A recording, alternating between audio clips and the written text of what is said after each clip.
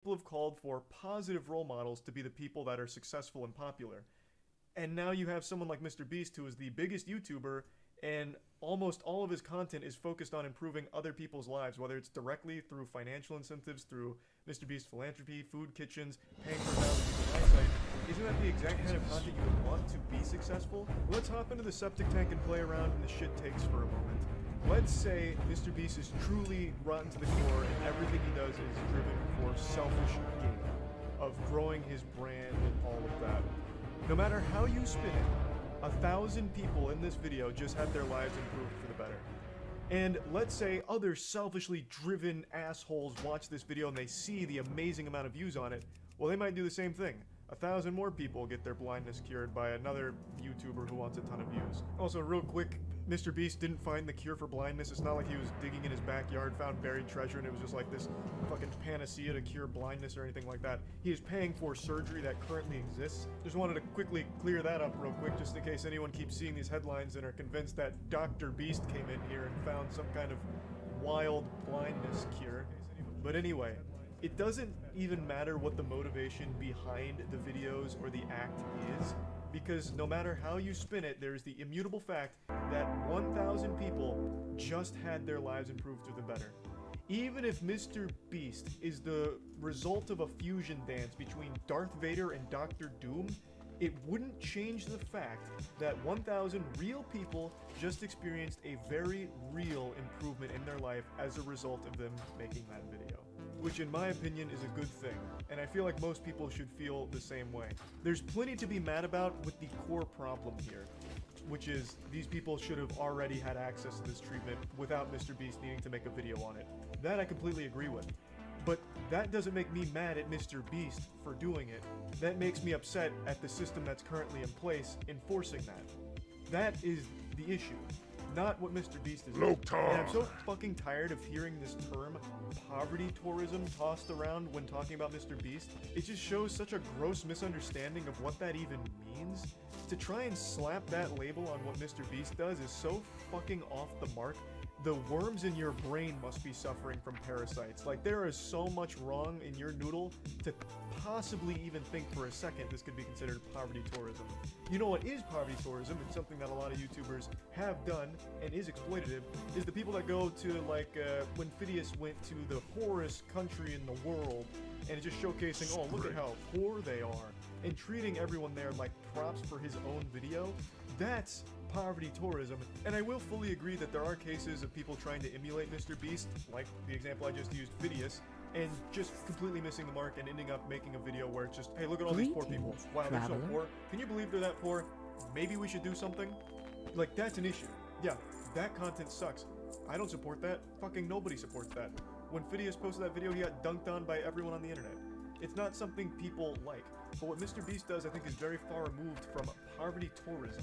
Now, there is one very legitimate complaint directly at Mr. Beast that I will agree with, and it's the thumbnail. The thumbnail is weird.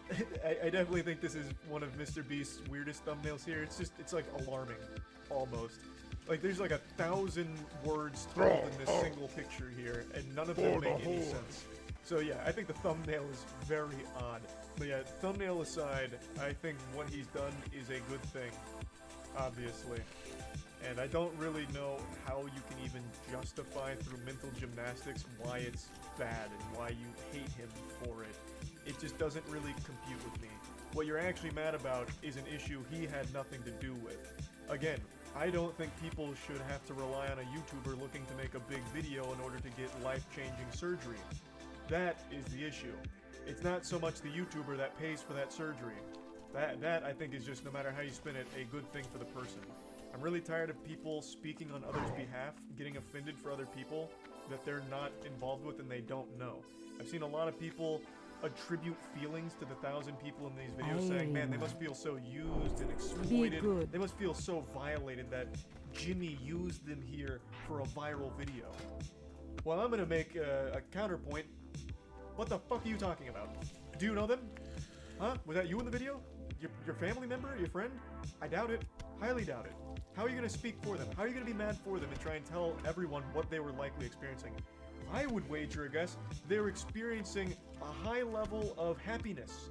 I bet they were thrilled to have eyesight.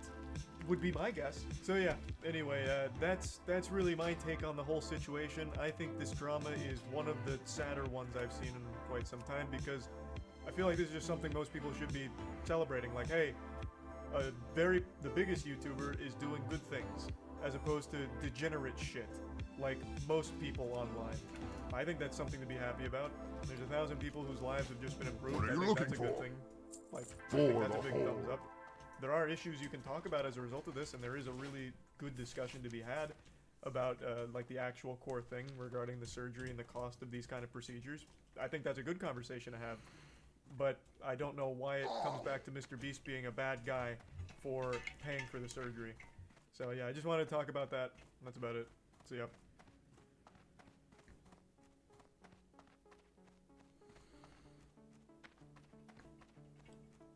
I played this game a bit.